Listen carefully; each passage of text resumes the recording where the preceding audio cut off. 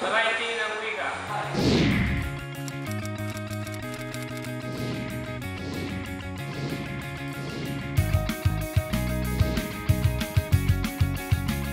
Ano ang socialist? Ito ay desisyon ng wika batay sa patayuan sa lipunan ng nagsasalita o sa pangkat ng kanyang kinabibilangan. Halimbawa, ang isang estudyante. Uy, girl! Oh my God! Nakatabi na pa sa sandali yung rush ko. Tapos nakasabay ko pa siya sa library. Halimbawa naman ang isang matanda.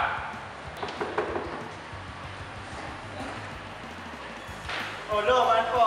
Ba't nauna ka pa kay tatay? Ikaw, wala pa tatay mo. Wala pa po. Pa, nasaan na naman ang punta ng tatay mo?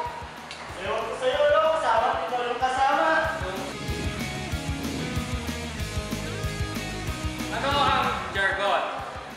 Ito ay salitang teknikal na di madaling maunawaan ng isang hindi nakababatid sa larangan pinabibilangan nito. Halimbawa, sa information technology. MB, Sir, Lab, IST.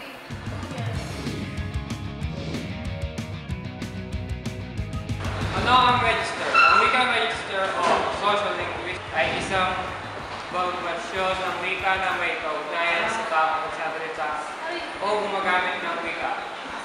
Ang Jejemon at Flip-Top ay ilan sa mga halimbawa nito.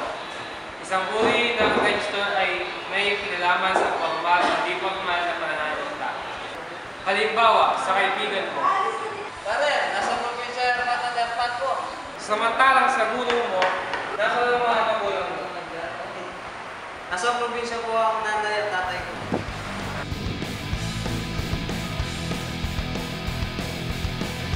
Ano ang intellect?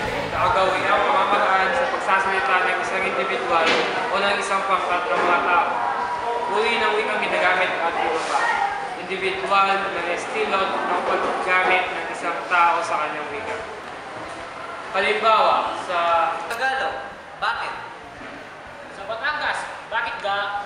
Sa Bataan, bakit ka? May pang ibang mga halimbawa. Ito ay ang mga ilan mga halimbawa labang ng